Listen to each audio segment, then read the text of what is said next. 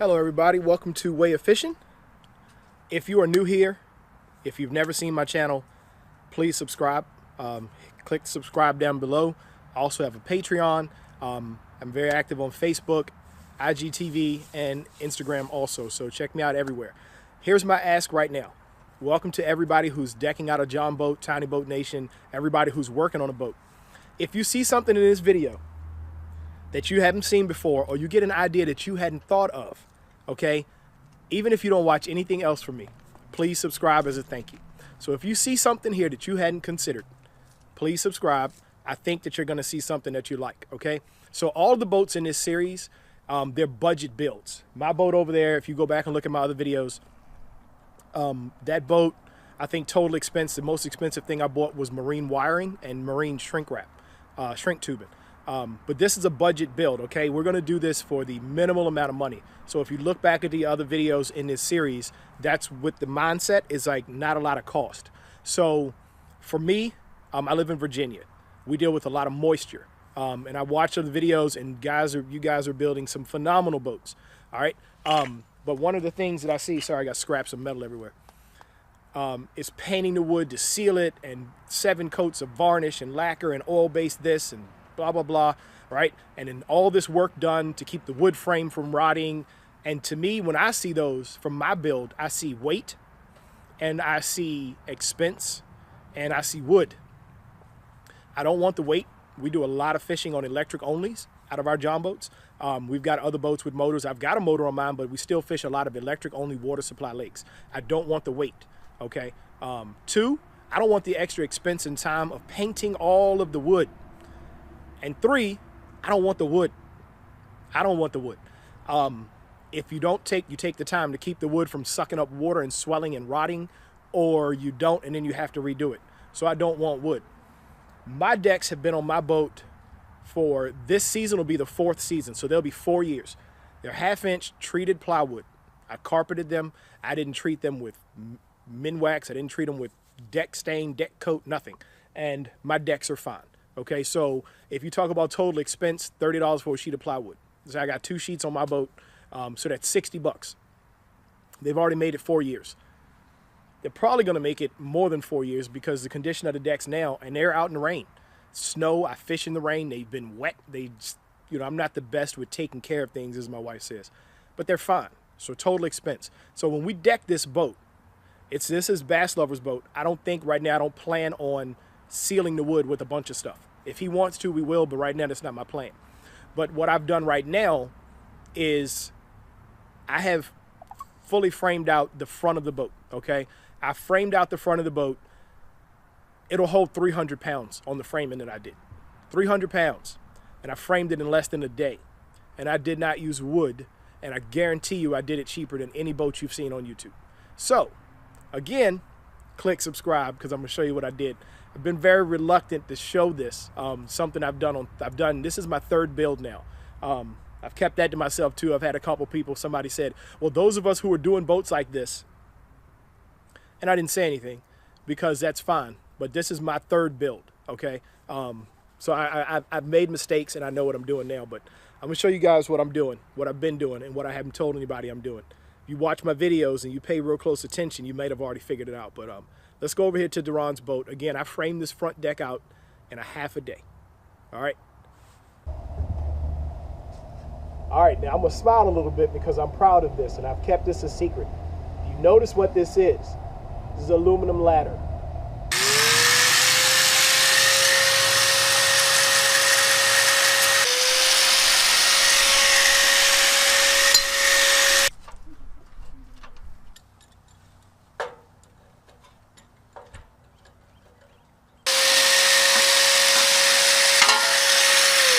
We paid nothing for this ladder.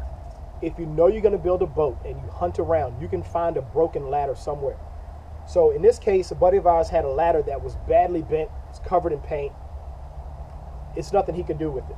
But this is an aluminum extension ladder, a 16-foot aluminum extension ladder.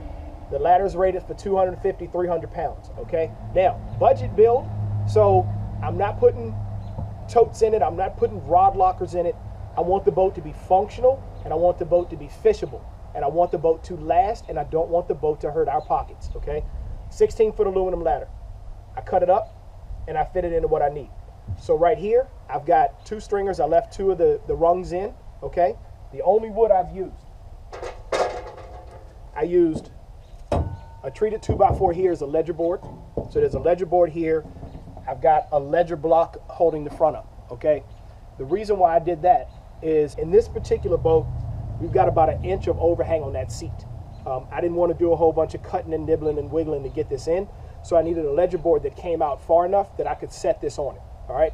So as this boat is now, in a half a day, it's almost completely ready to put 1/2-inch plywood on top, okay? Show you guys what I used to cut it. This is an angle grinder with a cutoff wheel in it, okay?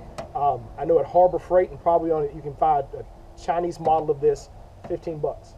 The cutoff wheels are about $1 a piece, all right? By far, the fastest way to cut this. Once you get this cutoff wheel spinning, cutting through this aluminum is like cutting butter. It cuts right through. And you can use a Sawzall. Sawzall isn't as precise. You can get much more precise using one of those. So just to show you guys what I mean about precise, I did notch that piece because, like I said, the deck has an overhang. So the front of these supports, they're notched under here, and then they sit on the ledger board back here, okay? And again, that is an I-beam. You think about I-beams, they build buildings and things out of it. That is aluminum I-beam. No matter what you go get from Lowe's, angle brackets, all that sort of thing, it's not going to be that strong. This is designed to hold a grown man 17 feet off the ground. I used the angle grinder, I cut the rungs out, and now I've got a straight, linear, strong, structural piece of aluminum. This is made to hold weight. This is scaffolding. You could lay this down and cross a creek. Now it's decks in a boat. It's not going to rust. It's not going to take on water. It's not going to swell up. It's not going to grow moss or mildew or rot, and it doesn't need any paint to keep it from going bad. It'll last forever. There you go. I did that in half a day. So the last steps for this deck before we actually start putting plywood on it, I'm going to take stainless steel screws, and I guess the term would be toe nailing, but I'm going to use screws, and I'm going to run the screws into the ledger board. Once you put the wood on this, it's not going to move. But I'm going to run the screws into the ledger board just to make sure that these stay still. I don't know if this is in camera over here. This was also that big area that was cut out. I've got aluminum to rebrace this. So what you see right here, this is going to be where his pedestal seat's going to go. So there you go. Pedestal seat's going to sit on aluminum I-beams, on ladder material. That pedestal seat's not going to move, okay? Now, I'm going to put ledgers under here just to make sure because it's just screwed into the lip. So I'm going to put ledger blocks underneath this to shore this up, and then I'm going to support this with more scrap aluminum because I got a ton of it from cutting up a ladder, and I'm going to resupport this, and he's going to have 2 hatch lids here. And then because the ladder, the other thing is because the ladder is already 3 inches, it's not going to be a full-on 6-inch drop, but I'm going to recess his trolling motor without add anything to this. I'm just going to put a floor. I'm going to support it down here and put a floor underneath, and he's going to have a 3 or 4 inch recess on the trolling motor. Even though it's not a full recess, it's going to be a lot more comfortable to use. Okay, all of that in a half a day using a piece of scrap ladder. I'm sure if you guys hunted around, you could find a ladder. I'm doing this on a budget. Most guys are doing this on a budget. Some of the budget builds I've seen, they're not going to last. Guarantee you that even going to the store buying untreated 2x4s, you have more cost in that deck than I do in this one. This ladder was free because it was broken. You can find a broken ladder somewhere. And if you can't, you go to Walmart, what do you, 70 bucks for an entire 16-foot extension ladder, fresh, clean aluminum. It'll hold screws, you can drill it, you can do whatever to it. You got channels to run wires in. It is the most phenomenal stuff to deck a Jon Boat out with that I've ever seen. And you can get it all for 70 bucks. Again, I haven't seen anybody do this. I've been doing this to boats for 13 or 14 years. This is how I've been decking boats out. I haven't seen anybody do this yet. So if you use it, give me my credit. If you want to send somebody to my channel, or if you do it on your channel, just let them know you got it from me. If you saw this and it's not what you expected to see, or if you feel like this was, something new, do me a favor and hit the subscribe button just to say thank you. Before this video ends, I have to get a shout out to Anthony Gray. You guys might know him as Bassin Fool. He actually was the first person to visit my Patreon and make a pledge. And he bought the pledge to get a shout out on the video. So I'm going to do those monthly. But Anthony, there's your shout out. And thanks for being my first ever Patreon subscriber. So guys, I ask that you guys go and check out my Patreon too. There may be something there that you like, that you'd like to have. But go check it out. Leave me a note. Let me know you were there.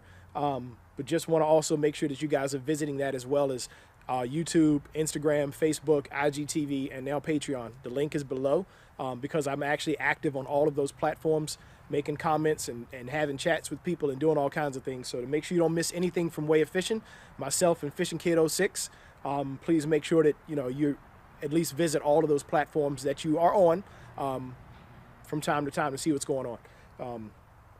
So if you are going to do this and you want to consult with me, or if you've never done a boat before and you've got questions, leave a comment below. If you need some actual detailed one-on-one time, you can get one-on-one time with me through my Patreon page. So if you go to my Patreon and look through what I have there, I do offer actual one-on-one conversation or training or classroom. I know somebody was just Facebook Living me about, FaceTime, excuse me, about buying a kayak. So I think I spent about 10 or 15 minutes with that person about buying a Hobie versus a Dorado versus a paddle kayak versus where you're going to go, what you're going to do. So that sort of thing. So see you guys in the next video where we start decking this boat out. Appreciate the love so far. Went up over 1,100 subscribers real quick. So I want to keep growing. So keep sharing it. And if you're new here, hit subscribe. I will see y'all in the next video. I'm getting cold and it's hard to talk. So I'm going to wrap this up.